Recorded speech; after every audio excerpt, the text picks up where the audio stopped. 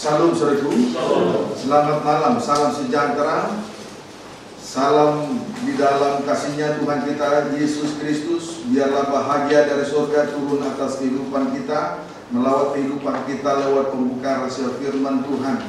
Kita berdoa mohonkan kemurahan Tuhan supaya nyata uluran tangannya sebagai tanda belas kasihnya, bahkan membawa kita dekat kepada Dia. Puji Tuhan, saya juga tidak lupa menyapa anak-anak Tuhan, umat Tuhan, bahkan hamba-hamba Tuhan yang sedang mengikuti pemberitaan firman Tuhan lewat live streaming, video internet, YouTube, Facebook, di dalam maupun di luar negeri, dimanapun Anda berada. Kiranya kita bersama-sama diberkati, dilawat, dipulihkan lewat firman Allah yang sebentar akan kita terima. Segera saja kita memperhatikan firman penggembalaan untuk ibadah pendalaman Alkitab disertai dengan perjamuan suci.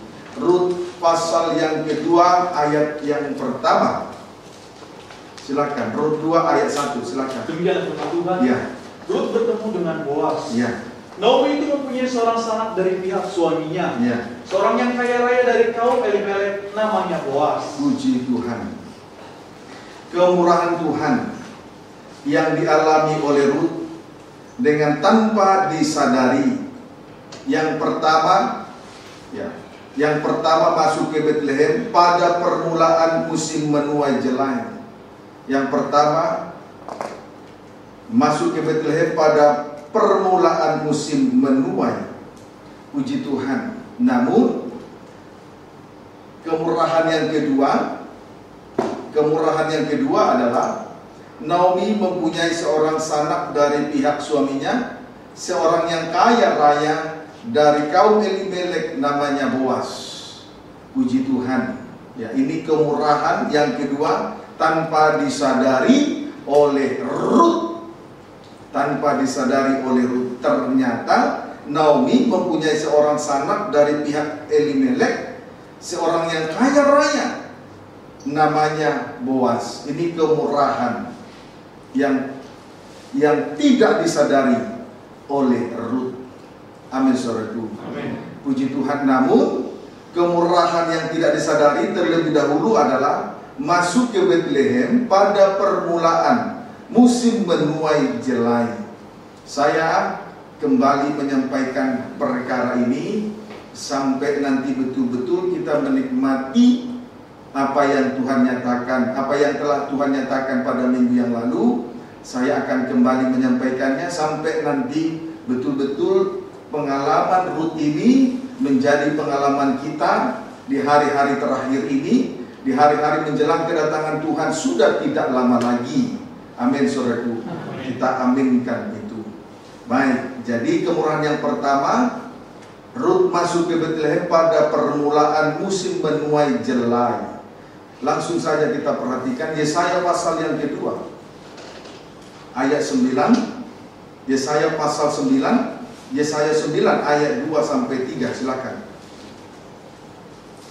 Demikian firman Tuhan. Ya. Kelahiran Raja Damai. Cepat.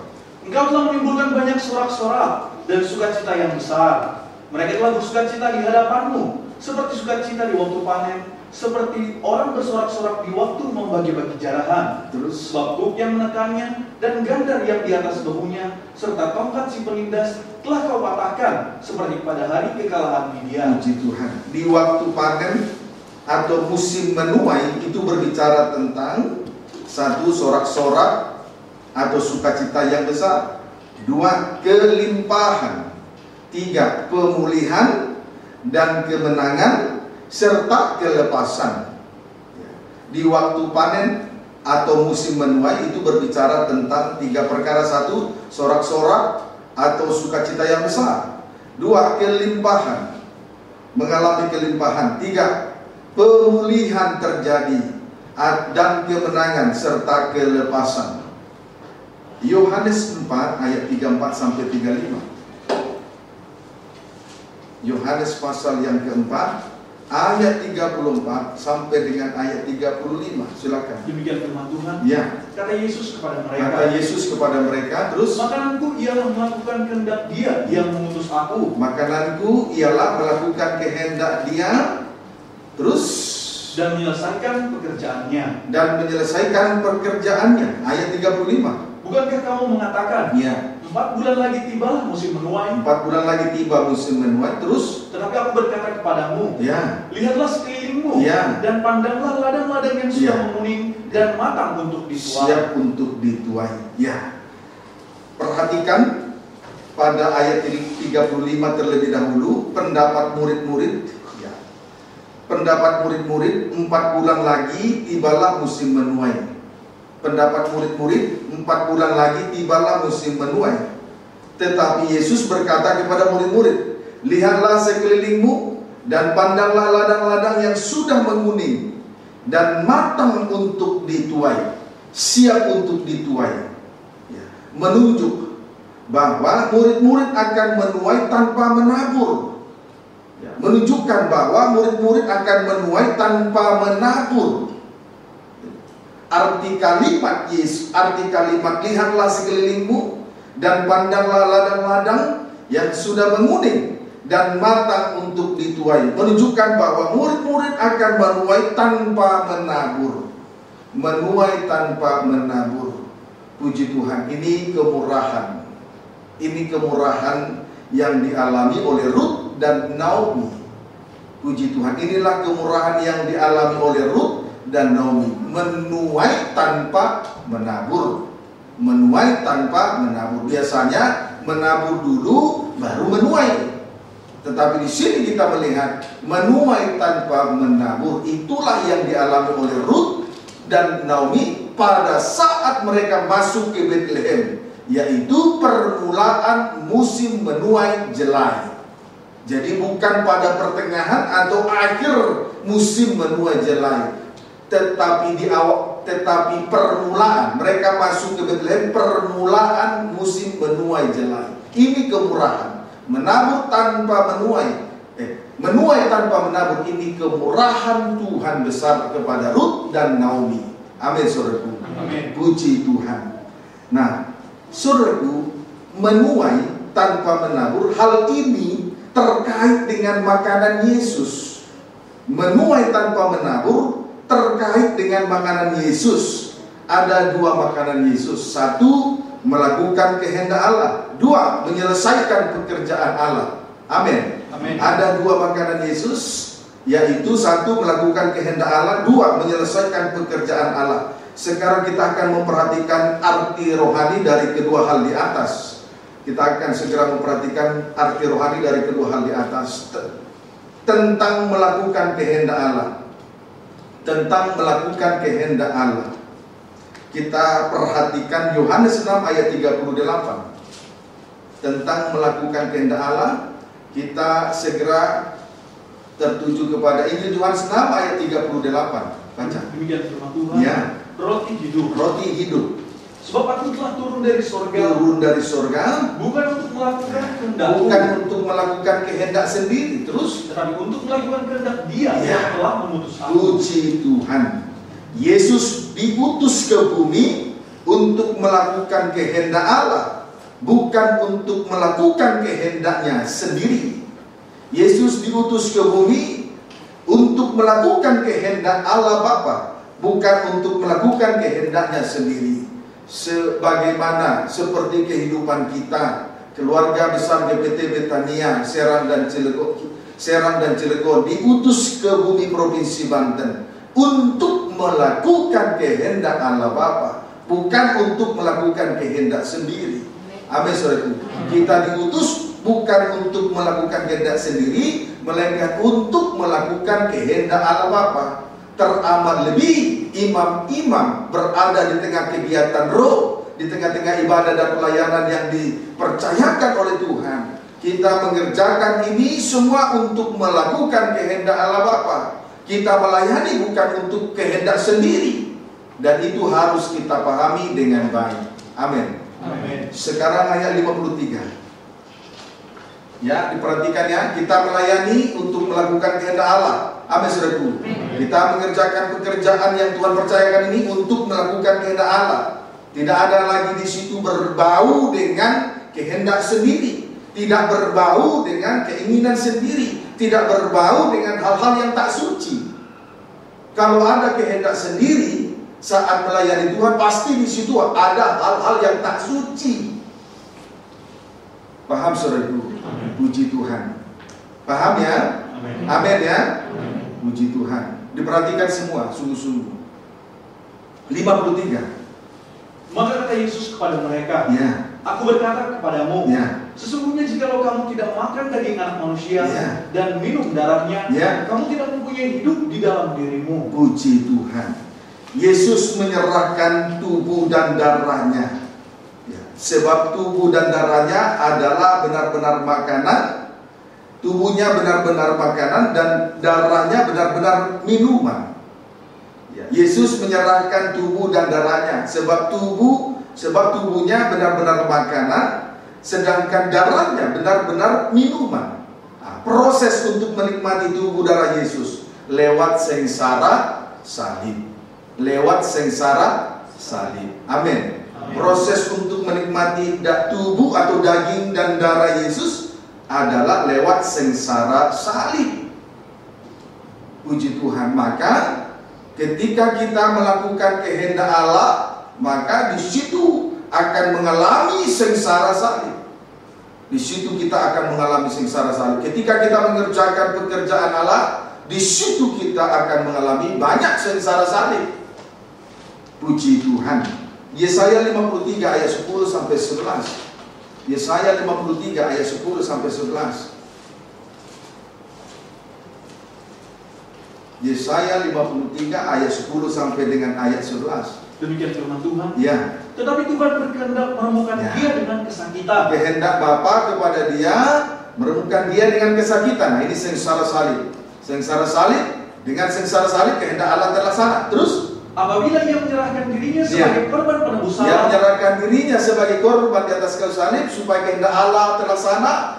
Namun dia harus diremukkan dengan kesakitan. Terus ia akan melihat keturunannya. Ya. Umurnya akan lanjut dan kehendak Tuhan akan terlaksana olehnya. Nah, kehendak Tuhan terlaksana olehnya di atas kayu salib. Terus Sesudah kesusahan jiwanya, Ya. ia akan melihat terang dan menjadi puas. Ya. Dan hambaku itu sebagai orang yang benar Ya. akan membenarkan banyak orang oleh hikmatnya dan Ya. kejahatan mereka dia pikul. puji Tuhan, sengsara dan kematian yang dialami Yesus di atas kayu salib adalah kehendak Allah. Menjadi korban penebus salah, dia diremukkan di atas kayu salib adalah untuk melakukan kehendak Allah.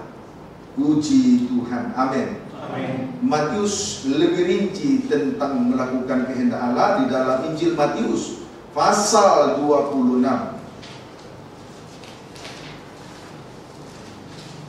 Kita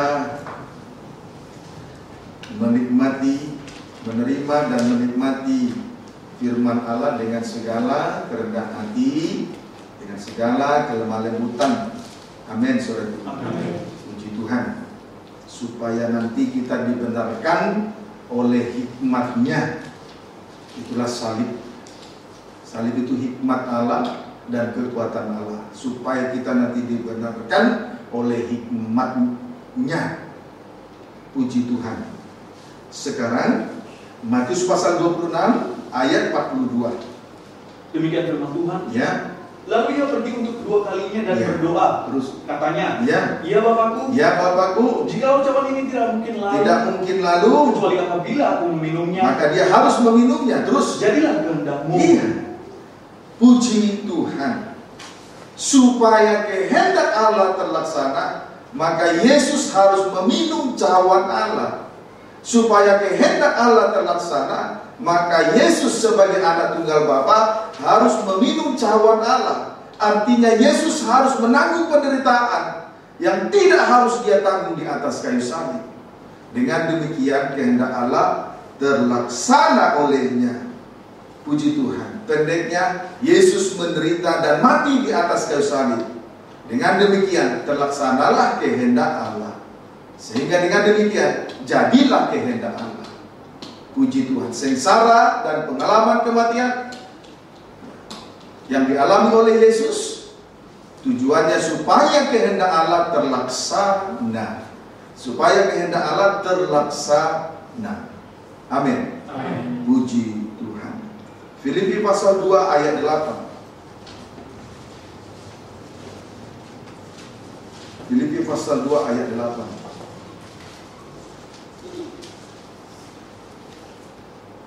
Ya. Demikian firman Tuhan. Terus, dan dalam keadaan sebagai manusia, terus ia telah merendahkan dirinya dan taat sampai mati. Bahkan sampai mati di kayu salib. Taat sampai mati, bahkan sampai mati di atas kayu salib. Ini pengalaman kematian yang benar. Taat sampai mati, bahkan sampai mati di kayu salib. Ini pengalaman kematian yang benar. Pengalaman kematian yang benar. Kalau kematiannya benar, otomatis kebangkitannya benar. Kalau kematiannya tidak benar, nanti kebangkitannya tidak benar. Namun di sini kita melihat dia taat sampai mati, bahkan sampai mati di atas kayu salib. Sampai mati di atas kayu salib. Ini pengalaman kematian yang benar. Kalau kematiannya benar, maka kebangkitannya benar. Tetapi kalau kematiannya tidak benar, nanti kebangkitannya palsu. Banyak orang melayani Tuhan dengan kepalsuan. Banyak orang Kristen melayani tanpa kesucian. Hidup dengan kenajisan, hidup menurut hawa nafsu dan keinginan daging, masih dipengaruhi oleh dunia dengan arusnya. Itu kebangkitan yang palsu. Amin, saudaraku. Ini harus diperhatikan sungguh-sungguh. Jangan sampai dengar firman Tuhan tapi dianggap angin lalu begitu. Susah sekali menerapkan firman di dalam kehidupan sehari-hari. Jangan sia-siakan pengorbanan saat dengar firman Tuhan. Berjam-jam kita duduk dengar firman Tuhan, tapi tidak mengerti soal pengalaman kematian dan kebangkitan. Amin, saudaraku. Amin. Puji Tuhan. Siapa mau melakukan firman Tuhan dengan rendah hati, lemah lembut? Ayo praktekkan ya. Jangan ada lagi kebangkitan palsu. Ya, amin, saudaraku. Yesus taat sampai mati, bahkan sampai mati di atas kayu salib. Itu pengalaman kematian yang benar. Kalau kematiannya benar, kebangkitannya benar. Tapi kalau kematiannya tidak benar, kebangkitannya palsu. Tidak benar, palsu. Banyak orang Kristen melayani Tuhan tanpa kesucian, oleh karena seteru yang menimbulkan dosa, yaitu daging dengan segala hawa nafsunya. Setan itulah roh jahat, roh najis dengan tipu daya roh jahat, roh najis. Kemudian dunia dengan segala arus yang menghanyutkan dan menenggelamkan manusia ke dalam keruntuhannya. Kiranya dapat dipahami dengan baik ya. Amin, saudaraku. Puji Tuhan. Ayo, jangan palsu ya. Beribadah jangan palsu, melayani jangan palsu ya. Diawali dengan pengalaman kematian yang benar ya. Amin. Setuju? Amin. Setuju? Amin. Setuju? Amin. Puji Tuhan. Haleluya. Baik, 1 Korintus 15. Setuju Ibu Girza? Puji Tuhan.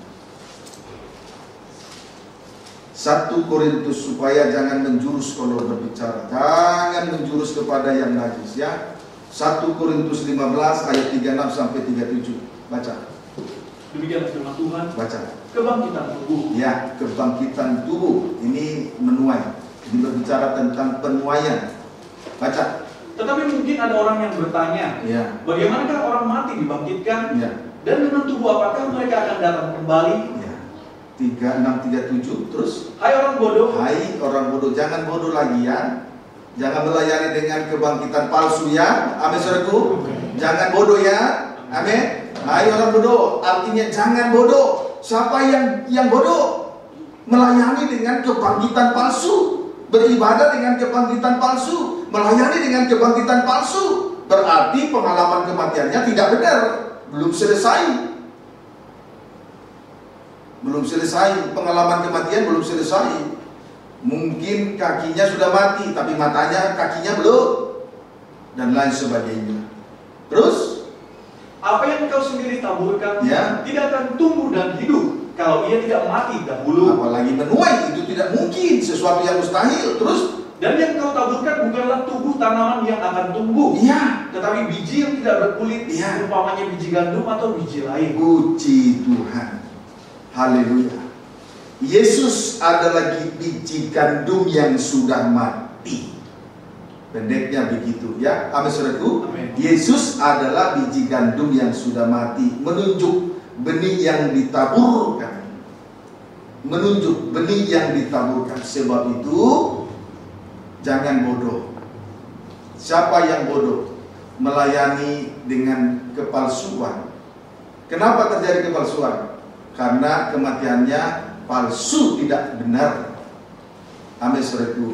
Tetapi di sini kita melihat bahwa Yesus benar-benar adalah biji gandum yang sudah mati, menunjukkan bahwa Dia adalah benih yang siap ditaburkan dan yang sudah ditaburkan 2018 tahun yang lalu.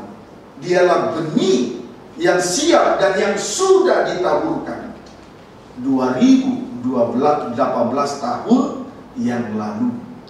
Amin. Puji Tuhan. Yohanes 12 ayat 24. Injil Yohanes 12 ayat 24.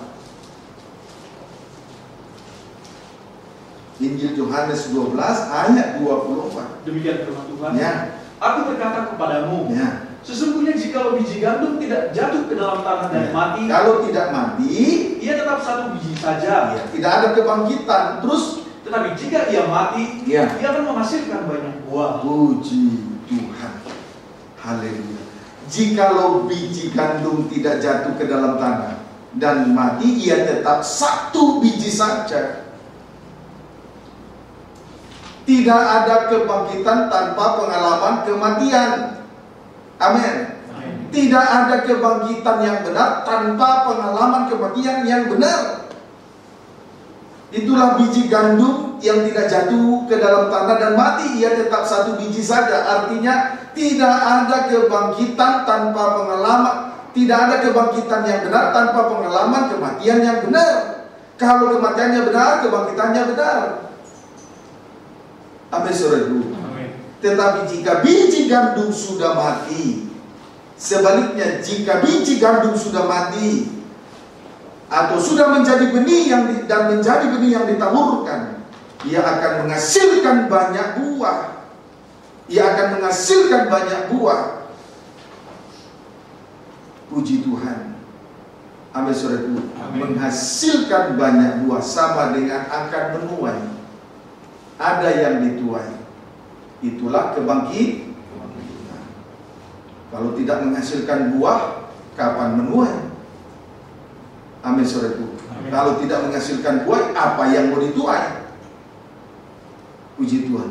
Tetapi kalau biji gandum sudah mati, jatuh ke tanah dan mati, dia akan menghasilkan buah. Dia akan menghasilkan buah sama dengan akan menuai. Akan menuai. Puji Tuhan. Itulah sebabnya tadi Yesus berkata kepada murid-murid di dalam Injil Yohanes pasal yang keempat tadi, Yesus berkata kepada murid-murid ayat 35, bukankah kamu mengatakan 4 bulan lagi tibalah musim menuai? Tetapi aku berkata kepadamu, lihatlah sekelilingmu dan pandanglah ladang-ladang yang sudah menguning dan matang untuk dituai. Puji Tuhan. Haleluya. Puji Tuhan. Haleluya. Baik. Siap menuai ya? Siap menuai ya? Puji Tuhan. Yesaya 53 ayat 11 sampai 12.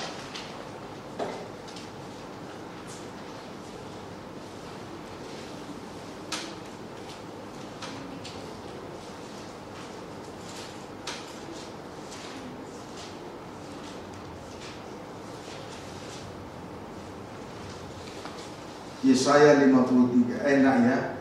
Rut masuk Bethlehem pada musim menuai jelai, enak ya. Amin saudaraku. Kita juga mengalami hal yang sama.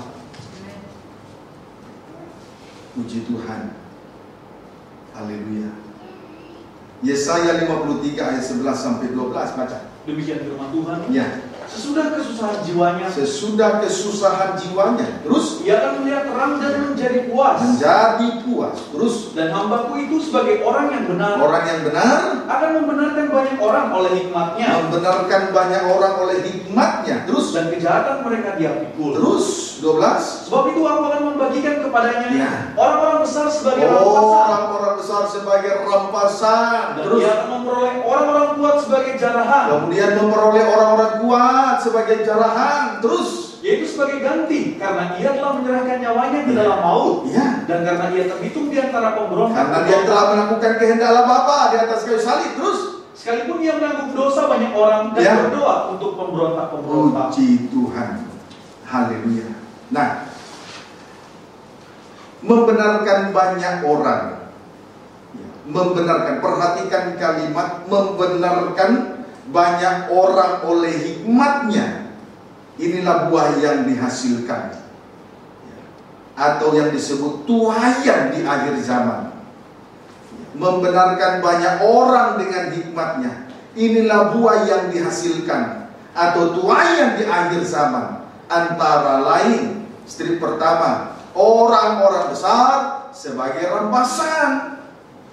Orang-orang besar sebagai rampasan.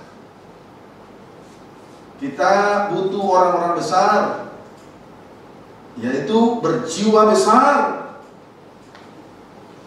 dalam hal melayani Tuhan. Tidak berjiwa kerdil, tidak berpikir pendek,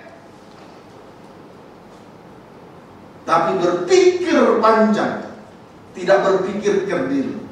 Itu jiwa besar. Kalau berpikir pendek, mudah sekali dipengaruhi yang tak suci. Mudah diombang-ambingkan angin-angin pengajaran palsu, sampai jatuh dalam berbagai-bagai dosa. Itu jiwa kerdil. Tapi berjiwa besar, melayani Tuhan dengan kelapangan hati, kebesaran hati, tidak mudah terpengaruh dengan hal yang tak suci. Ini yang mau dipakai Tuhan. Ini yang akan dituai di hari-hari terakhir ini. Jiwa seperti ini yang harus dituai. Maka jangan memiliki jiwa yang kerdil. Boleh tubuh pendek dan kecil, tapi harus memiliki jiwa yang besar. Lapang dada dalam melayani Tuhan. Tidak berpikir pendek, tidak mudah jatuh dalam dosa. Ini kehidupan yang dituai dalam melayani Tuhan. Kehidupan yang seperti ini akan menuai jiwa, dipakai oleh Tuhan untuk menuai jiwa. Paham saudaraku? Puji Tuhan. Sebaliknya jiwa kerdil tidak dipakai Tuhan, maka dia tidak pernah memenangkan jiwa. Ayo, perhatikan itu dengan baik. Ini tuaian. Strip yang kedua, orang-orang kuat sebagai jarahan. Orang-orang kuat sebagai jarahan. Puji Tuhan. Orang-orang kuat sebagai jarahan. Nah, ini orang-orang yang kuat itu orang-orang yang senantiasa menyangkal diri dan memikul salibnya. Ketika kita lemah, kita kuat. Nah, ini menunjuk kepada orang-orang yang menyangkal diri dan memikul salibnya. Menyangkal diri berarti tidak bermegah, sekalipun mempunyai kelebihan, memiliki kelebihan yang banyak, mempunyai potensi dalam banyak perkara. Itu tidak bermegah. Kemudian sekalipun berkorban banyak, tidak diomongi. Tidak diomongi. Kemudian itu menyangkal diri. Kemudian memikul salibnya, berarti memikul tanggung jawab yang Tuhan percayakan. Kemarin kita salah membeli pakaian. Supaya menutupi kekurangan itu, saudaraku, sama-samalah kita memikul salib. Amin, saudaraku. Menyangkal diri dan memikul salib. Menyangkal diri berarti tidak bermegah. Apapun yang diberikan tidak bermegah. Memikul salib, memikul tanggung jawab. Di tengah-tengah ibadah dan pelayanan ini jangan bersungguh-sungguh. Jangan pakai takaran sendiri. Jangan sampai ada 2 Eva di dalam rumah tangga. Jangan sampai ada 2 batu timbangan di dalam pundi-pundi. Jangan sampai kita tidak mau rugi. Harus berlapang dada, jiwa besar, dan orang-orang yang kuat. Sangkal diri pikul sangkal, itu orang kuat. Ayo belajar kita memberi diri, hati pikiran diluruskan oleh firman Allah, supaya kita mengikuti Tuhan dan melayani Tuhan, bukan lagi menggunakan perasaan dan pikiran manusia daging. Puji Tuhan. Amin. Haleluya.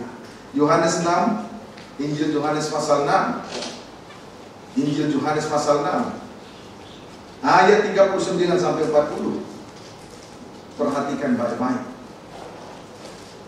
Demikian firman Tuhan. Ayat 39 sampai 40. Terus, dan inilah kehendak Dia yang telah mengutus aku, ya, yaitu supaya dari semua yang telah diberikannya kepadaku, ya, jangan ada yang hilang. ini tuayan, menuai, jangan dihilang, jangan binasa.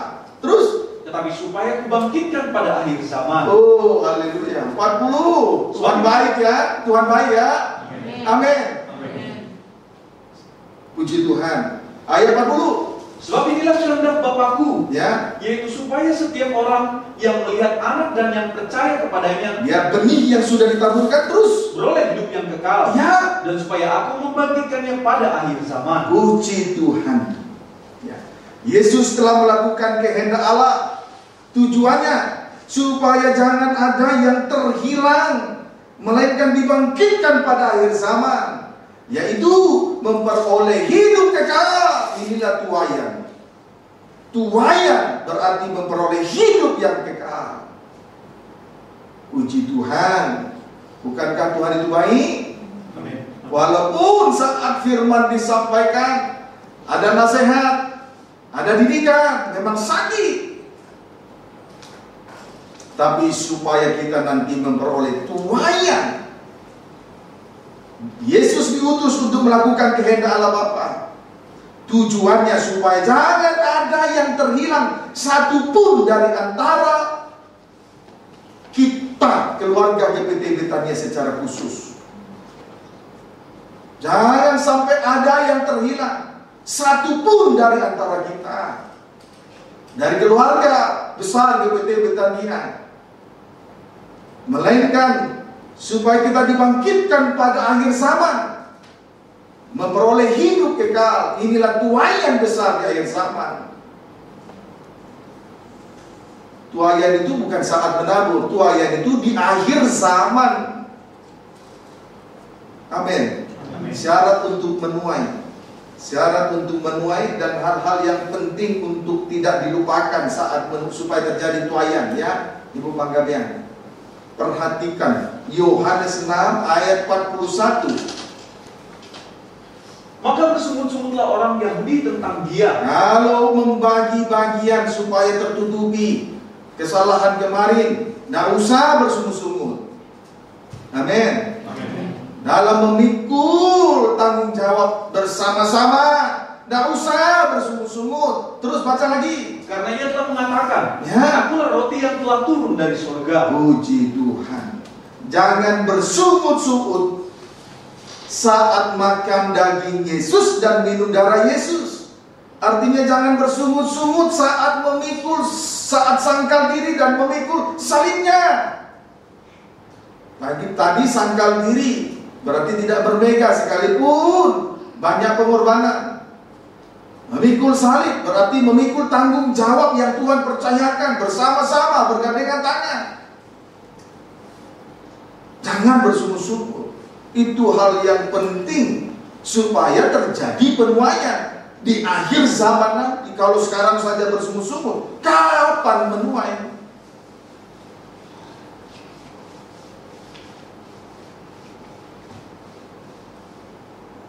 Baru bicara Natal sudah banyak komen ini itu. Seolah-olah kita bekerja karena kemampuan, karena kita mempunyai pekerja. Jelas-jelas pekerjaan dari Tuhan. Tuhan kasih berkah, kita masih komen. Diberi nafas hidup, diberi kesempatan, diberi kemauan. Kalau tiga ini satu saja tidak ada, tidak bisa. Tuhan beri kesempatan, Tuhan beri kesehatan, Tuhan beri kemauan. Kemauan saja tidak mau, tidak bisa. Lalu komen banyak soal hal tanggung jawab. Bersungguh-sungguh. Kalau kau merasa bahwa hidupmu karena kemurahan, akui firman Tuhan. Sampai firman itu mendarah daging dalam hidupmu. Kalau Tuhan beri sakit bagaimana? Tuhan sudah beri kesempatan, kesehatan, kemauan yang dari Tuhan. Berarti berkat dari Tuhan. Kenapa masih komen? Kenapa masih musuhnya Tuhan? Kenapa banyak kontra-kontra? Seolah-olah Tuhan tidak banyak cara untuk memelihara kehidupan kita ini. Paham saudaraku? Banyak cara Tuhan untuk memelihara kita.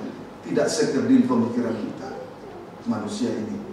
Jangan bersungguh-sungguh supaya terjadi, supaya kita mencapai kepada penuaian. Ya, amin saudaraku. Puji Tuhan. Haleluya. Nah, sekarang ayat 42. Kata mereka, Ya. bukankah ia ini Yesus anak Yusuf, yang ibu bapaknya kita kenal? Ya. Bagaimana ia dapat berkata, Ya. aku telah turun dari surga? Ya, ini terlalu banyak protes. Orang-orang Yahudi terlalu banyak komentar atau protes. Sama artinya bersungut-sungut. Orang-orang Yahudi terlalu banyak komentar, terlalu banyak protes. Artinya orang-orang Yahudi bersungut-sungut. Penyebabnya ada dua. Satu, berpikir secara manusiawi duniawi. Berpikir secara manusia duniawi. Karena itu bisa dilihat dari perkataan mereka, bukankah ia ini Yesus anak Yusuf? Artinya tukang kayu. Nah, ini berpikir secara manusia duniawi. Strip yang kedua, masih memiliki pandangan lahiriah. Masih memiliki pandangan lahiriah. Pandangannya senantiasa ditujukan kepada perkara lahiriah, perkara di bawah. Kalau pandangan senantiasa diarahkan kepada perkara di bawah, maka hal yang rohani atau perkara di atas menjadi kecil. Tetapi kalau kerohanian kita di atas, senantiasa memandang perkara di atas, perkara rohani, melihat ke bawah, perkara lahiriah menjadi kecil. Amin saudara. Sama, kalau pesawat semakin, kalau dia sudah terbang tinggi, dari bawah kita lihat kecil. Sebaliknya yang dari atas, di atas pesawat melihat ke bawah juga kecil. Tergantung dari sudut mana kita memandang. Tetapi yang pasti, orang-orang Yahudi ini masih memiliki pandangan lahiriah. Puji Tuhan. Saudaraku, hal-hal semacam ini sebetulnya kita sudah dengar berulang-ulang kali. Sebab itu sangat disayangkan ketika melayani Tuhan banyak komen, banyak protes, bersungut-sungut, itu kan sangat disayangkan. Sudah mengerti firman, sudah mengenal kasih karunia, yaitu kesempatan, kemauan, kesehatan. Sudah kenal kasih karunia, tetapi masih banyak kontra, masih banyak protes, masih banyak komen.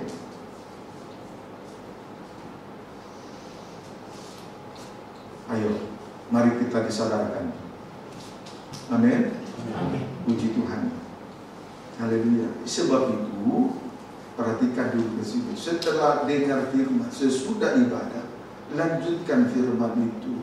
Artinya di Mama Mia, renungkan firman itu kembali siang dan malam. Jangan selesai ibadah semua dilupakan.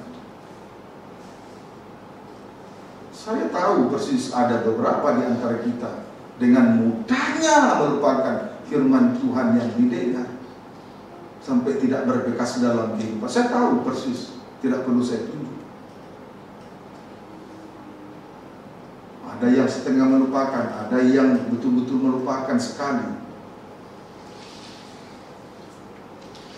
Puji Tuhan, supaya jangan ada persungutan. Kalau kita sudah diluruskan untuk selamanya, supaya nanti kita tidak lagi bersungut-sungut, ya. Amin, saudara. Supaya nanti mencapai kepada penuaian di akhir zaman. Puji Tuhan. Ayat 43 sampai 44. Jawab Yesus kepada mereka, Ya. jangan kamu bersungut-sungut. Ya. Tidak ada seorang pun yang dapat datang kepadaku. Tidak bisa masuk surga kalau bersungut-sungut terus. Jikalau ia tidak ditarik oleh Bapa yang mengutus aku. Kalau bersungut-sungut saat memikul salib, tidak ada yang sampai ke surga, apalagi menuai di akhir zaman. Terus, Dan ia akan kubangkitkan pada akhir zaman. puji Tuhan. Jangan bersungut-sungut, sebab tidak mungkin terjadi penuaian, yaitu kebangkitan tanpa pengalaman kematian, yaitu sengsara salib. Amin, saudaraku. Kebangkitan itu menuju kepada hidup kekal atau tuaian di akhir zaman. Puji Tuhan. Itulah tentang melakukan kehendak Allah. Ya. Sekarang tentang menyelesaikan pekerjaan Allah. Tadi sudah dibaca, namun tidak salah membaca, nggak usah ditulis karena sudah ditulis tadi.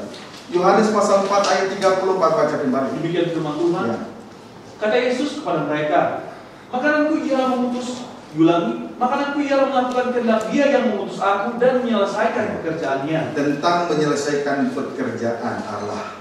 Mari segera kita lihat dalam Injil Lukas pasal 13 tentang menyelesaikan pekerjaan Allah. Injil Lukas 13 sampai 3. Injil Lukas 13 ayat 31.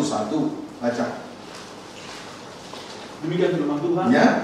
Pada waktu itu datanglah beberapa orang Farisi. Ya, pada waktu itu datang beberapa orang Farisi terus Dan berkata kepada Yesus, terus, Pergilah, tinggalkanlah tempat ini. Tinggalkanlah tempat Herodes ini. hendak membunuh engkau. Ya, karena Herodes hendak membunuh engkau. Orang-orang Farisi berkata kepada Yesus, pergilah,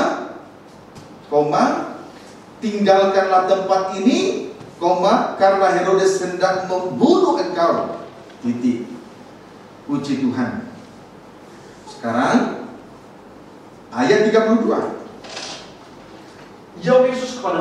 Jawab Yesus kepada orang Farisi. Titik 2. Terus, Pergilah dan katakanlah kepada si serigala itu, ya. Aku mengusir setan dan menyembuhkan orang pada hari ini dan Ya. besok. Terus, Dan pada hari yang ketiga aku akan selesai. kemudian jawab Yesus kepada orang-orang Farisi, pergilah dan katakanlah kepada si serigala itu, aku mengusir setan dan menyembuhkan orang pada hari ini dan besok, dan pada hari yang ketiga aku akan selesai.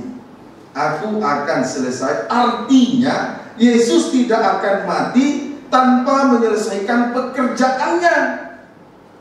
Yesus tidak mau mati konyol, mati dengan sia-sia. Yesus tidak akan mati tanpa menyelesaikan pekerjaannya. Jadi kematiannya bukanlah kematian yang sia-sia. Dia tidak mau mati konyol, dia tidak mau mati sia-sia. Puji Tuhan. Amin. Haleluya. Nah, lanjut ayat 33. Tetapi hari ini dan besok dan lusa aku harus meneruskan perjalananku ke Yerusalem. Terus, sebab tidaklah semestinya seorang nabi dibunuh kalau tidak di Yerusalem. Puji Tuhan. Sebab tidaklah, ulangi ayat 33. Tetapi hari ini dan besok dan lusa aku harus meneruskan perjalananku. Terus,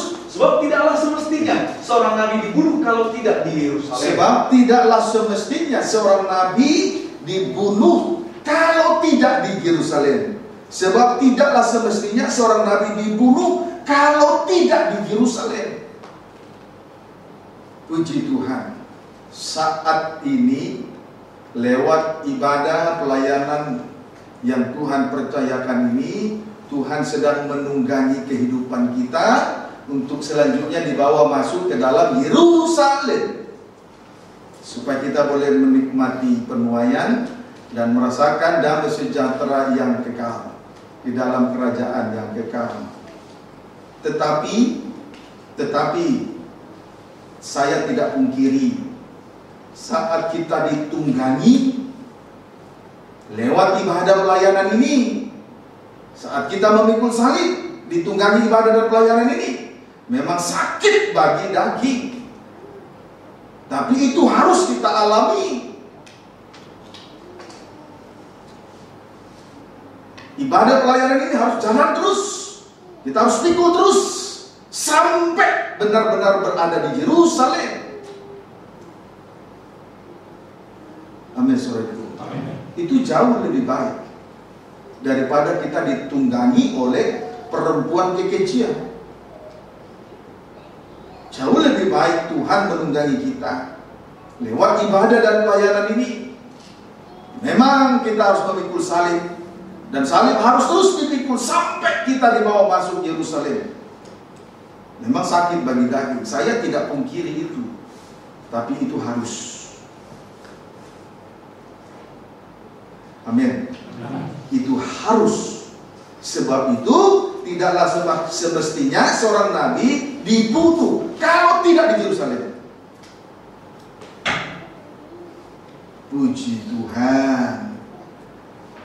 Amin. Tidaklah semestinya seorang nabi dibunuh kalau tidak di Yerusalem. Haleluya. Puji Tuhan.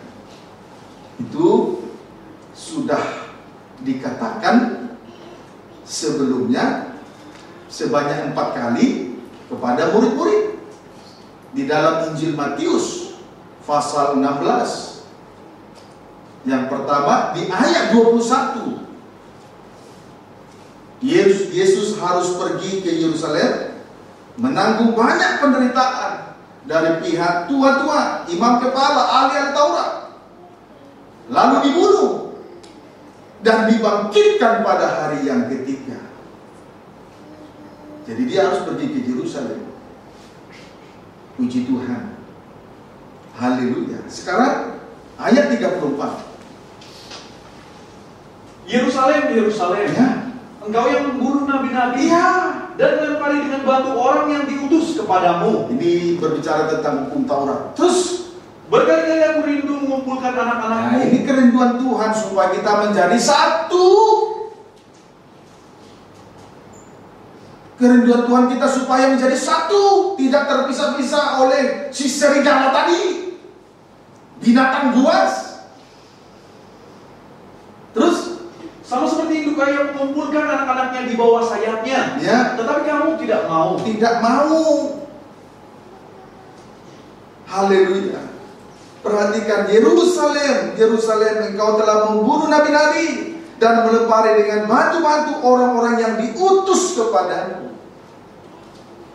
Jadi dari kalimat ini dibagi menjadi 2 bagian. Yang pertama, Yerusalem, Yerusalem, engkau telah membunuh nabi-nabi. Siapa Yerusalem, Yerusalem? Itulah imam-imam kepala, tua-tua dan ahli-ahli Taurat. Mereka itu adalah ahli-ahli bangunan.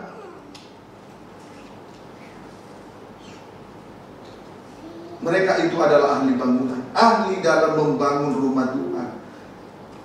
Gereja Tuhan, kita ini adalah gereja Tuhan, disebut juga rumah Tuhan. Jadi Yerusalem itu orang-orang yang melayani di dalamnya, yaitu ahli-ahli Taurat, imam kepala, dan tua-tua orang Yahudi. Justru itu yang membunuh Yesus. Kemudian melempari dengan batu orang-orang yang diutus. Kemudian melempari dengan batu orang-orang yang diutus. Melempari dengan batu orang-orang yang diutus, menunjukkan bahwa ahli-ahli bangunan ini melayani dengan sistem Taurat. Melayani dengan sistem Taurat. Kelemahan dari hukum Taurat adalah mata ganti mata, gigi ganti gigi. Artinya kejahatan dibalas dengan kejahatan. Kemudian praktek sehari-hari mengasihi musuh tetapi mengasihi sesama tetapi musuh dibenci. Itu yang dimaksud melempari dengan batu orang-orang yang diutus melayani dalam bentuk hukum Taurat. Melayani dalam bentuk hukum Taurat. Kelemahannya mata ganti mata, gigi ganti gigi. Artinya kejahatan dibalas dengan kejahatan. Mengasihi sesamanya saja, praktek sehari-hari. Kemudian tapi musuh dibenci. Tidak sempurna di dalam kasih. Kemudian menjalankan ibadah juga secara Taurat.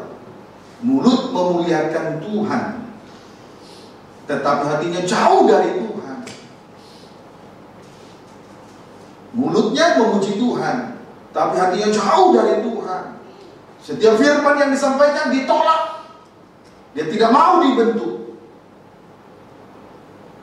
Sama dengan mempersembahkan tubuh jasmani.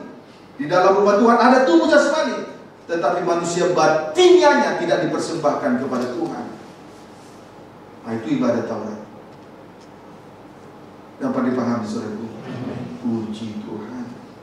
Sebetulnya kalau kita perhatikan di ayat 34 ini, Yesus berusaha mengumpulkan mereka seperti induk ayam mengumpulkan anak-anaknya di bawah sayapnya, tetapi mereka tidak mau. Berarti mereka telah diterkam oleh si serigala. Sebab itu tadi di atas Yesus telah berkata kepada orang Farisi,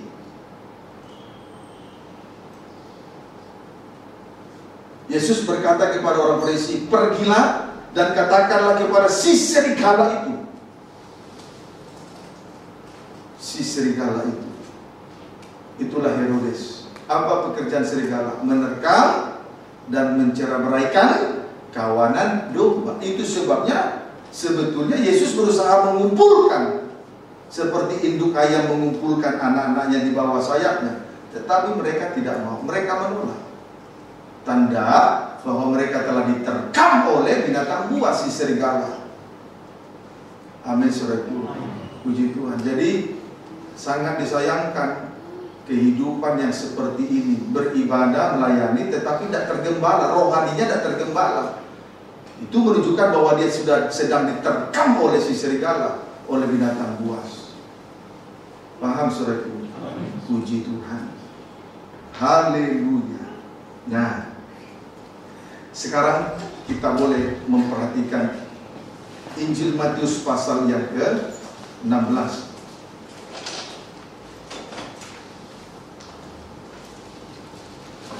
Ayat 21. Demikianlah firman Tuhan. Ya.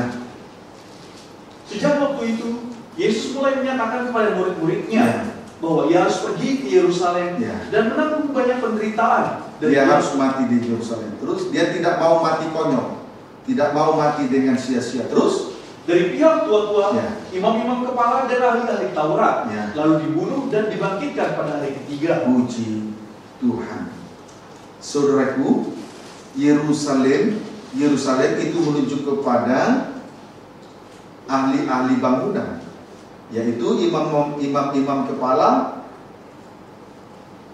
tua-tua, imam-imam kepala dan ahli-ahli Taurat. Itu Yerusalem. Itulah yang membunuh Yesus. Yerusalem itu adalah tua-tua, imam-imam kepala dan ahli-ahli Taurat. Puji Tuhan. Mereka itulah yang membunuh Yesus, kemudian dibangkitkan pada hari yang ketiga. Haleluya. Ayat 22 sampai 23. Tetapi Petrus menarik Yesus ke Tapi samping. Petrus menarik Yesus ke samping terus Dan menegur dia. Katanya, Tuhan, kiranya Allah menjauhkan hal itu. Hal itu sekali-kali tak akan menimpa engkau. Terus, maka Yesus berpaling dan berkata kepada Petrus, Ini iblis, engkau suatu batu sandungan bagiku. Sebab engkau bukan memikirkan apa yang dipikirkan Allah, melainkan apa yang dipikirkan manusia. Puji Tuhan. Petrus menarik Yesus ke samping dan menegur dia, katanya, Tuhan, kiranya Allah menjauhkan hal itu sekali-kali takkan menimpa engkau. Menunjukkan bahwa Petrus ini adalah manusia daging dan berpikiran secara manusia duniawi, menolak salib. Puji Tuhan. Itu menolak salib. Itulah sebabnya Yesus berkata, enyahlah iblis. Enyahlah iblis. Saudaraku, rencana Allah adalah rencana penyelamatan kepada manusia. Kalau rencana ini digagalkan, berarti iblis sedang ketika waktu setelah tadi pada ayat 23 Yesus berpaling dan berkata kepada Petrus, enyahlah iblis. Enyahlah iblis. Sebab di sini kita perhatikan bahwa Simon Petrus berpikir secara manusia duniawi, atau menunjukkan bahwa dia manusia daging yang berpikir secara manusia duniawi, tidak memikirkan rencana Allah, yaitu rencana penyelamatan yang dikerjakan oleh Yesus di atas kayu salib. Memang manusia duniawi, manusia daging, hidup secara manusia duniawi jauh sekali dari rencana Allah. Tidak akan pernah mengenal sengsara salib, tidak akan pernah mengenal sangkal diri pikul salib. Dalam hal ini Simon Petrus sedang dikuasai, pikirannya sedang dirasuki oleh setan. Itu sebabnya Yesus berkata, enyahlah iblis. Simon Petrus bukan setan, tetapi pemikiran, pemahaman dalam pemikirannya sedang dirasuki oleh setan. Nah, kalau berpikir secara manusia duniawi, menjadi penghalang dalam rencana penyelamatan, menjadi batu sandungan, menjadi batu sandungan. Puji Tuhan. Dapat dipahami, saudara. Amin. Nah, kita kembali membaca Injil Lukas 13 ayat 32. Kita kembali membaca Injil Lukas 13 ayat 32. Baca. Agak dipercepat. Injil Lukas 13 ayat 32. Demikianlah firman Tuhan. Jawab Yesus kepada mereka, Ya. Pergilah dan katakanlah kepada si serigala itu, Ya. Aku mengusir setan dan menyembuhkan orang pada hari ini dan besok, dan pada hari yang ketiga aku akan selesai. Ya. Pada hari yang ketiga aku selesai. Di sini Yesus berkata kepada orang-orang Farisi, pada hari yang ketiga aku selesai. Pendeknya ada 3 hari lamanya Yesus bekerja dan menyelesaikan pekerjaannya. Dari ketika Yesus menghardik setan yang menguasai Simon Petrus, menunjukkan bahwa Yesus harus menyelesaikan pekerjaannya. Yesus tidak mau mati dengan sia-sia. Yesus tidak mau mati konyol. Yesus tidak mau mati dengan sia-sia. Yesus harus menyelesaikan pekerjaannya. Dia harus bekerja sampai selesai. Dia harus mati untuk menyelesaikan pekerjaannya. Amin, saudaraku. Jadi pada hari yang ketiga aku selesai. Pendeknya ada 3 hari lamanya Yesus bekerja dan menyelesaikan pekerjaannya. Puji Tuhan. Haleluya. Kita lanjut. Kemudian dalam perjanjian baru ada 3 kali Yesus mengatakan perkataan yang senada dengan sudah selesai. Dalam perjanjian baru ada 3 kali Yesus mengatakan perkataan yang senada dengan sudah selesai. Yang pertama Injil Yohanes 19 ayat 30. Injil Yohanes 19 ayat 30. Baca. Demikianlah firman Tuhan. Ya. Sesudah Yesus meminum anggur asam itu, Ya. berkatalah ia, sudah selesai. Sudah selesai. Terus Lalu ia menundukkan kepalanya dan menyerahkan nyawanya. ya. Saat di kayu salib Yesus berkata sudah selesai. Saat di kayu salib Yesus berkata sudah selesai. Sesudah minum anggur asam, Yesus berkata sudah selesai. Dan dia mengatakan itu saat Yesus disalibkan. Sesudah minum anggur asam, Yesus berkata, sudah selesai. Yesus mengatakan ini saat dia ada di kayu salib. Sudah selesai arti rohaninya untuk kita. Sudah selesai arti rohaninya. Pengertian rohani, pengertian sudah selesai ialah seperti pertama, jangan mengulangi dosa. Sudah selesai berarti jangan mengulangi dosa. Amin. Jangan mengulangi dosa. Puji Tuhan. Dosa apa saja? Dosa masa lalu jangan diulangi lagi. Banyak masalah kita. Semua manusia, tidak ada manusia yang tidak punya pengalaman masa lalu. Semua manusia punya masa lalu. Tapi Yesus berkata di atas kayu salib sesudah meminum anggur asam, sudah selesai. Berarti jangan diulangi lagi. Dosa masa lalu jangan diulangi lagi. Orang yang berhenti berbuat dosa adalah orang yang bertobat, orang yang menghargai darah salib Kristus. Kalau terus-menerus mengulangi dosa yang sama, orang yang seperti ini adalah orang yang tidak mau bertobat, berarti tidak menghargai darah salib Kristus. Amin. Dari situ tanda orang yang mau menghargai korban Kristus, mau bertobat, tidak lagi mengulangi kesalahan yang sama. Paham ya? Amin. Puji Tuhan. Haleluya. Puji Tuhan. Haleluya. Puji Tuhan. Jangan diulangi lagi. Puji Tuhan. Kita tidak terlalu bebal. Puji Tuhan. Sudah selesai. Sudah selesai. 2018 tahun yang lalu Yesus mengatakan itu di atas kayu salib. Yesus mengatakan sudah selesai sesudah minum anggur asam. Dan suara itu kembali dipantulkan dari langit, dari surga. Di tahun 2018 dipantulkan kembali dari surga. Suara itu kembali dipantulkan malam ini. Puji Tuhan. Maukah saudara mendengarkan suara ini? Tidak lagi berarti tidak mengulangi kesalahan yang sama. Puji Tuhan. Strip yang kedua, jangan mengungkit-ungkit dosa orang lain. Jangan mengungkit-ungkit, jangan menimbulkan dosa orang lain. Amin, saudaraku. Puji Tuhan. Jangan menggoda dan jangan digoda.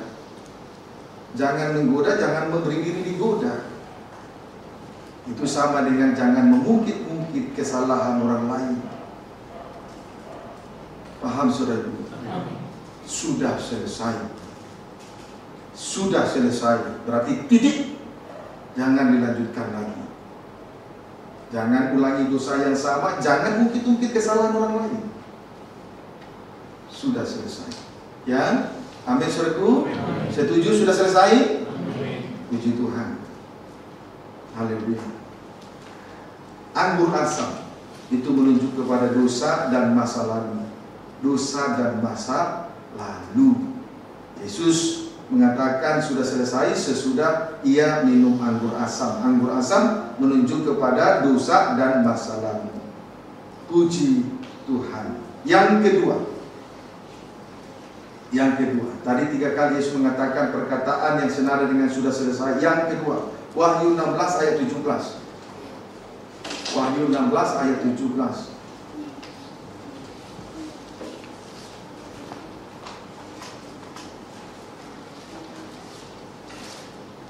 Setuju tadi sudah selesai? Amin. Setuju? Amin. Puji Tuhan. Saya percaya. Sebab anak Tuhan dari mulut yang keluar dari mulut anak Tuhan adalah firman. Dan itu yang benar. Tidak mungkin dari mata air yang sama keluar air yang pahit dan air tawar. Amin, saudaraku. Tuhan, kalau hati kita penuh firman, perkataan juga penuh dengan firman, kesaksian penuh firman, pengucapan yang keluar dari mulut juga penuh firman, semua benar. Puji Tuhan. Wahyu 16, yang kedua Wahyu 16 ayat 17. Baca. Demikian firman Tuhan. Ya. Dan malaikat yang ketujuh menumpahkan cawannya ke angkasa. Terus dan dari dalam baca dulu perikop. Ketujuh malapetaka. Ketujuh malapetaka. Inilah malapetaka yang terakhir. Ayat 17. Dan malaikat yang ketujuh menumpahkan cawannya ke angkasa. Malaikat yang pertama menumpahkan cawan murka Allah yang pertama. Malaikat yang kedua menumpahkan cawan murka Allah yang kedua. 3, 4, 5 sampai yang ketujuh, yang terakhir menumpahkan, malaikat ketujuh menumpahkan cawan murkanya ke angkasa. Terus dan dari dalam bait suci kedengaranlah suara yang nyaring dari tahta itu. Katanya terus sudah terlaksana. Saat murka Allah yang terakhir dijatuhkan, Tuhan berkata sudah terlaksana. Saat murka Allah yang terakhir dijatuhkan, itulah cawan murka Allah yang ketujuh, Tuhan berkata sudah terlaksana. Puji Tuhan, sudah terlaksana. Haleluya. Nah, tanda-tanda sudah terlaksana. Ayat 18-19. Wahyu 16 sampai Wahyu 16 ayat 18 sampai 19. Ini tanda-tanda sudah terlaksana. Maka memancarlah kilat dan menderulah bunyi guru. Terus dan terjadilah gempa bumi yang dahsyat, seperti belum pernah terjadi sejak manusia ada di atas bumi. Terus begitu hebatnya gempa bumi itu. Terus lalu terbelahlah kota besar itu menjadi 3 bagian, dan runtuhlah kota-kota bangsa-bangsa yang tidak mengenal Allah. Maka teringatlah Allah akan Babel yang besar itu. Babel besar. Terus untuk memberikan kepadanya cawan yang penuh dengan anggur kegeraman. Cawan murka Allah yang ketujuh. Puji Tuhan. Saudaraku, cawan murka Allah yang ketujuh menimpa kota yang besar. Itulah Babel yang besar. Di dalamnya penuh dengan kekejian. Itulah dosa kenajisan. Menimpa Babel besar, kota yang besar. Di dalamnya penuh dengan kekejian, yaitu dosa kenajisan. Dosa yang paling dibenci oleh Tuhan adalah dosa kenajisan. Wahyu 18 ayat 2. Dosa yang paling dibenci oleh Tuhan adalah dosa kenajisan. Sehingga pada saat sudah terlaksana, Tuhan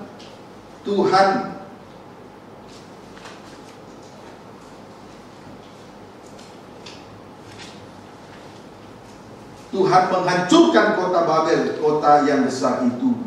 Di dalamnya ada kekejian, yaitu dosa kenajisan. Ketika kota Babel itu dihancurkan, maka kota itu menjadi 3 bagian. Berarti antara naga dengan antikris dan nabi-nabi palsu sudah tidak lagi menyatu.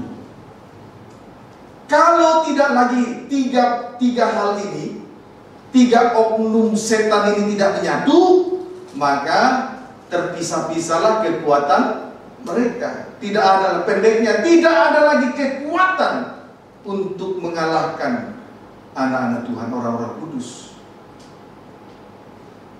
Amin, saudaraku. Amin. Haleluya. Kalau 3 oknum setan ini terpisah, tidak ada lagi kekuatan mereka untuk menjatuhkan anak-anak Tuhan ke dalam berbagai-bagai dosa. Kiranya dapat dipahami dengan baik. Haleluya. Jadi pada saat itu terjadilah gempa bumi yang dahsyat. Akibatnya terbelahlah kota besar, itulah Babel besar. Di dalamnya ada kekejian, dosa kenajisan menjadi 3 bagian. Naga, antikris, dan nabi-nabi palsu tidak lagi satu, sehingga runtuhlah kota-kota bangsa-bangsa yang tidak mengenal Allah. Tidak ada lagi kekuatan. Puji Tuhan. Amin, saudaraku. Haleluya. Ini pekerjaan Tuhan Yesus Kristus menyembuhkan orang sakit, mengusir setan, hari ketiga selesai. Ini pekerjaan Tuhan Yesus Kristus. Jadi jangan heran kalau saat ini saudaraku mulai terlihat pulau-pulau dan gunung-gunung mulai dihancurkan. Jangan heran, supaya tergenapi Wahyu 16 ayat 17. Dan itu harus terlaksana. Tetapi kita yang sudah mengerti, kita yang sudah mengenal kasih karunia, belajar untuk menghargai kasih karunia. Hidup oleh karena kasih karunia. Hidup oleh karena kemurahan Tuhan saja. Sehebat apapun, sekuat apapun, sekaya apapun, manusia tidak akan bisa melepaskan diri dari perkara yang kedua. Ya, itu sudah terlaksana.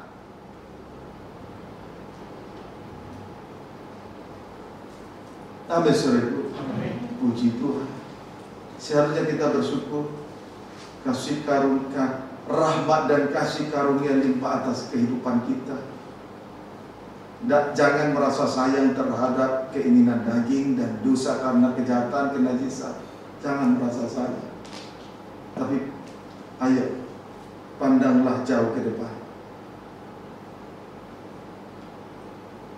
Tuhan sedang bekerja dan sudah bekerja dan sudah selesai. Hari ketiga sudah selesai. Hal yang kedua sudah terlaksana. Jadi jangan heran kalau saat ini sedang terjadi penghancuran di mana-mana, di berbagai daerah pelosok tanah air. Tapi bukan hanya di negara ini, di negara lain, belahan dunia ini sudah terjadi penghancuran. Jangan heran, supaya firman Allah tergenapi. Sebab itu biarlah kita yang sudah mengenal kasih karunia hidup oleh kasih karunia, supaya kita diselamatkan oleh kasih karunia. Amin. Puji Tuhan. Haleluya. Nah, sekarang ayat 20. Dan semua pulau hilang lenyap. Semua pulau hilang lenyap. Pulau Jawa, Pulau Kalimantan, Pulau Sulawesi, Papua, Sumatera, pulau-pulau, semua pulau lenyap nanti. Camkan ini baik-baik, jangan anggap enteng. Jangan disayang-sayang daging dengan keinginannya. Jangan merasa seperti terhilang dengan diputuskan pacar. Putus dari kenajisan, jangan merasa rugi. Amin. Puji Tuhan. Baca ulangi. Dan semua pulau hilang lenyap. Pulau hilang lenyap. Itu jauh lebih baik nanti. Terus. Dan tidak ditemukan lagi gunung-gunung. Tidak ditemukan lagi gunung-gunung. Terus. Dan hujan es besar seberat 100 pon jatuh dari langit menimpa manusia. Puji Tuhan. Ayat 20. Pulau-pulau hilang lenyap dan tidak ditemukan lagi gunung-gunung. Gunung-gunung lain. Berarti bukan gunung Sion, karena gunung Sion akan tegak berdiri di hulu gunung-gunung dan menjulang tinggi di atas bukit-bukit. Tapi gunung-gunung lain akan hilang lenyap. Pulau-pulau atau daratan juga akan hilang lenyap. Puji Tuhan. Saudara, bagaimana tanggapan saudara membaca dan mendengar berita firman malam ini? Merasa sayang ketika diputus dosa kenajisan? Merasa sayang saat terhilang dari keinginan daging? Bagaimana? Ayo. Mulai saat ini belajar yang benar, berlaku bijaksana, jangan berpikir pendek lagi. Amin, saudara. Puji Tuhan. Kalau memang sayang terhadap nyawa jiwa, jangan kita yang lenyap. Biarlah firman Allah yang tergenapi, tapi kita diselamatkan. Jangan kita merasa sayang Karena putus dari dunia, putus dari dosa, kejahatan, kenajisan, putus dengan yang lain yang tidak baik. Jangan merasa saya. Biarlah firman Allah tergenapi dalam kehidupan kita, kita diselamatkan. Biar gunung-gunung, biarpun gunung pulau hilang, lenyap dan tidak ditemukan lagi gunung-gunung. Tak jadi soal firman digenapi, kita selamat. Jangan merasa sayang kalau hilang atau putus dari kenajisan, hilang atau putus dari dunia dengan arusnya, hilang atau putus dari daging dengan keinginannya. Jangan saya. Biar firman ini tergenapi, kita selamat. Amin, saudaraku. Amin, saudaraku. Puji Tuhan. Haleluya.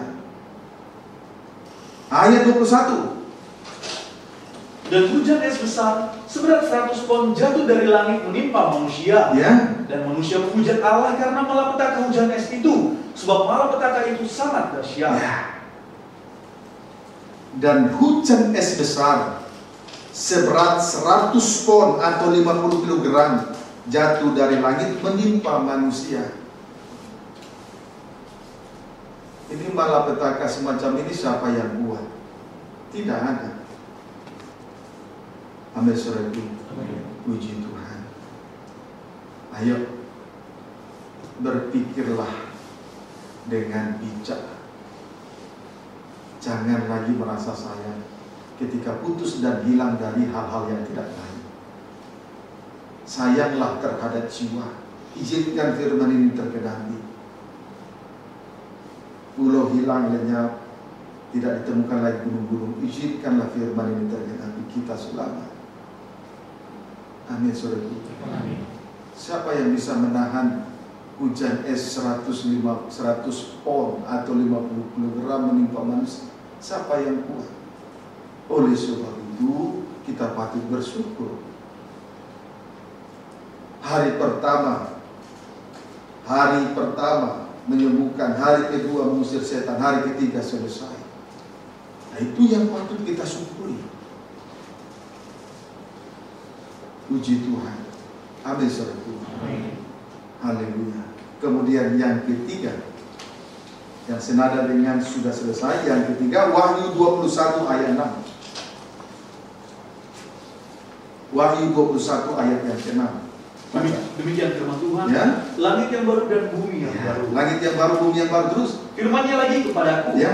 Semuanya telah terjadi. Semuanya telah terjadi. Puji Tuhan.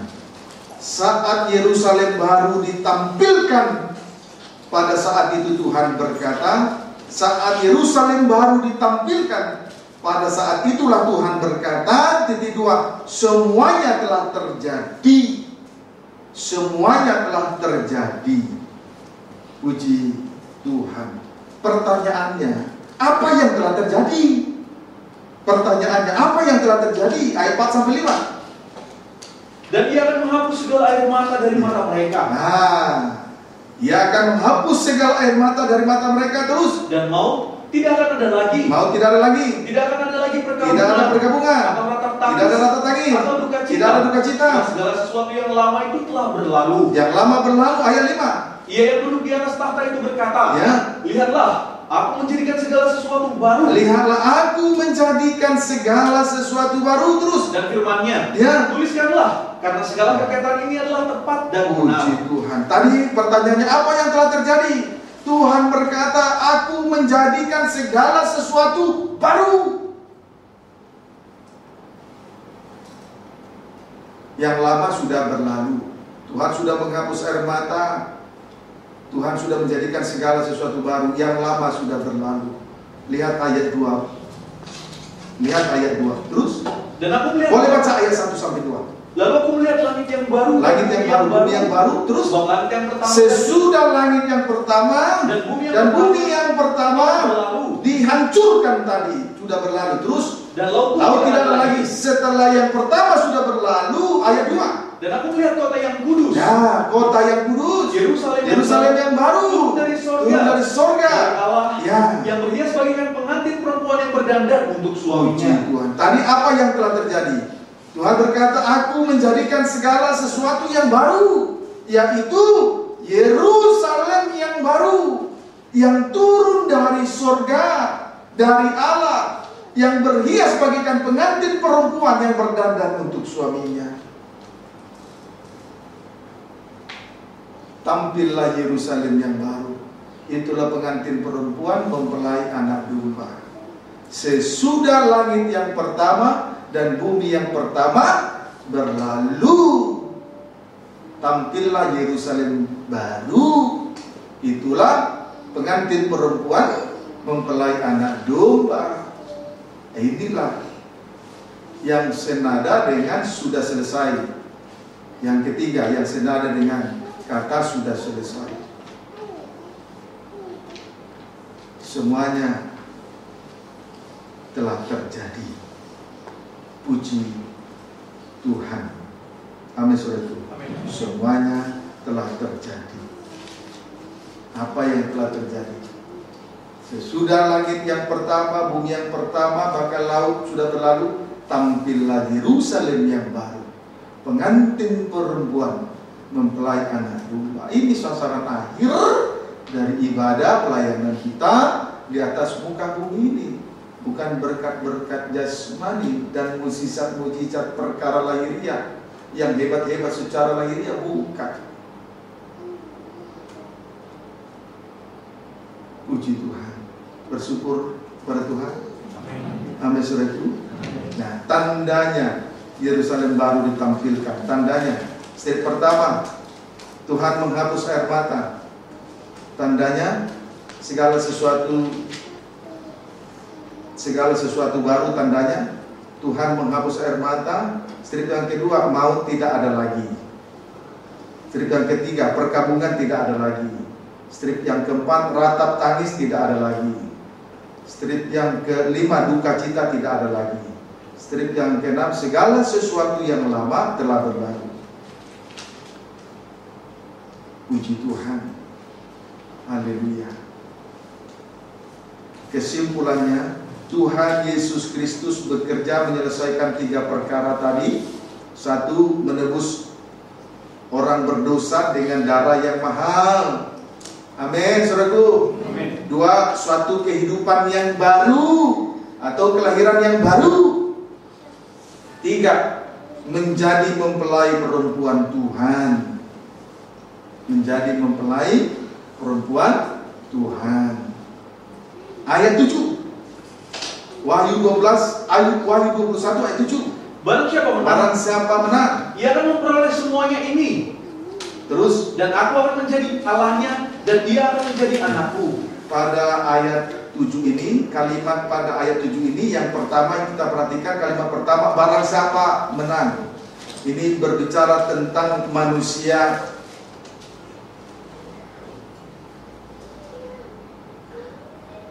Barang siapa menang, ini berbicara tentang musim menuai. Kalimat barang siapa menang, ini berbicara tentang musim menuai. Berarti di atas tadi sudah diterangkan, dibangkitkan pada akhir zaman. Barang siapa menang, ini berbicara tentang musim menuai. Jelai atau gandum. Tadi di atas tadi sudah dijelaskan, itu adalah suasana kebangkitan. Puji Tuhan, kehidupan yang kekal di akhir zaman. Ya. Kalimat berikutnya, ia akan memperoleh semuanya ini. Kalimat berikutnya, ia akan memperoleh semuanya ini. Puji Tuhan, ia akan memperoleh semuanya ini. Haleluya. Saudaraku, kalau kita perhatikan di Wahyu 22, di Wahyu 22 ayat 18, di situ ada pohon kehidupan. Berbuah 12 kali, tiap bulan sekali ada kehidupan. Buah pohon kehidupan. 12 buah pohon kehidupan. Puji Tuhan, berbuah 12 buah pohon kehidupan, 12 kali berbuah dalam setahun, tiap bulan 1 kali ada kehidupan. Dalam 1 tahun ada 12 bulan. Amin, saudaraku. Bulan ini ada kehidupan, bulan depan ada buah kehidupan, bulan seterusnya. Tiap bulan menikmati buah kehidupan dalam 1 tahun. Puji Tuhan. Amin saudara. Itulah Yerusalem baru. Nah, sekarang bandingkan orang yang tidak menuai. Bandingkan dengan orang yang tidak menuai. Tidak menabur dan tidak menuai. Wahyu 21 tadi. Ayat 8.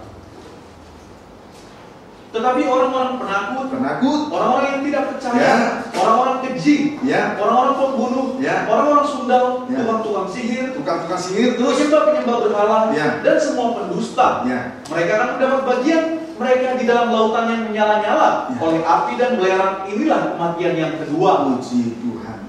Orang-orang yang tidak menabur dan menuai, yaitu 1, orang-orang penakut, menunjuk orang yang tidak memiliki kasih. Kalau seseorang memiliki kasih yang sempurna, dia akan berani menghadap tahta kasih karunia. Puji Tuhan. 2, orang-orang yang tidak percaya, menunjuk kepada orang yang tidak memiliki iman. 3, orang-orang keji, menunjuk orang-orang yang tidak menaruh harap kepada Tuhan. Siapa orang keji ini? Menunjuk kepada orang-orang yang tidak menaruh harap kepada Tuhan. Prakteknya jauh dari firman dan jauh dari ibadah dan pelayanan. Itu orang yang tidak mau menaruh harap kepada Tuhan. Kemudian 4, orang-orang pembunuh, menunjuk praktek tanpa kasih. Orang-orang pembunuh menunjuk praktek tanpa kasih. 5, orang-orang sundal, praktek tanpa harap. Orang-orang sundal menunjuk praktek tanpa harap. 6, tukang-tukang sihir menunjuk praktek tanpa iman. Kita ini dibenarkan oleh iman. Kebenaran karena iman berarti dibenarkan oleh darah salib. Amin saudaraku. Sebab itu jangan sampai ada sihir di tengah ibadah dan pelayanan ini. Sihir itu terjadinya suatu keubahan tapi tanpa proses salib. Itu bukan iman itu. Kemudian 7, penyembah berhala. Nah, itu menunjuk kepada orang yang keras hati. Menunjuk kepada orang keras hati dan terikat dengan perkara-perkara lahiriah. Kemudian 8, pendusta. Itu menunjuk kepada orang yang tidak mau bertobat. Pendusta, orang yang tidak mau bertobat. Lihat orang yang mengulangi dosa, sudah berjanji tapi dilanggar. Karena sudah terlanjur mengulangi dosa, melanggar, terpaksa dia berdusta. Ini orang yang tidak mau bertobat. Saya mau tanya lagi, siapa yang mau melepaskan dosa masa lalu?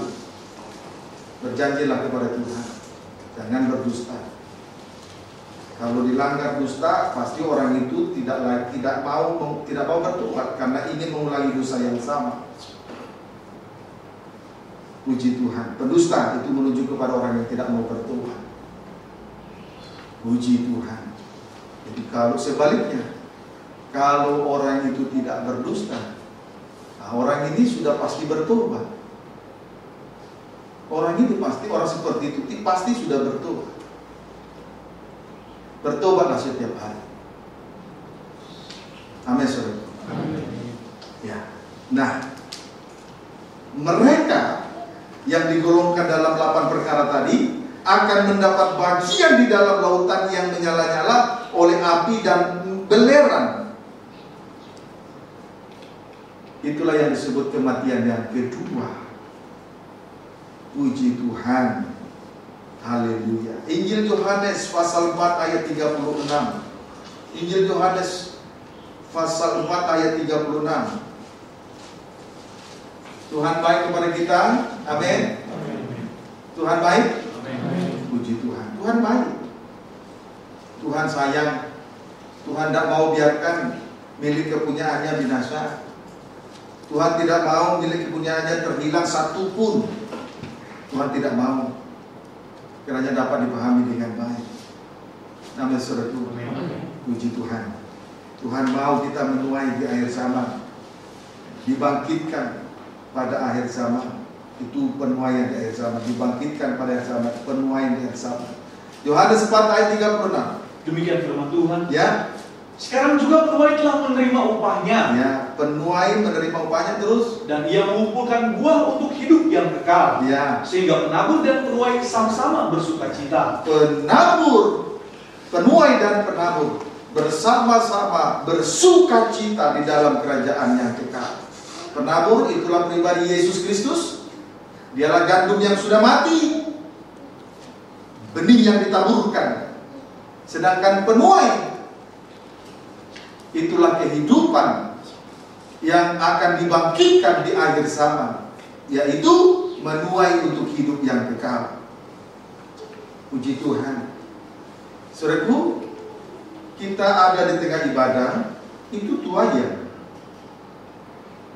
Tetapi harus setia memikul salib sampai nanti mengalami penuaian di akhir zaman.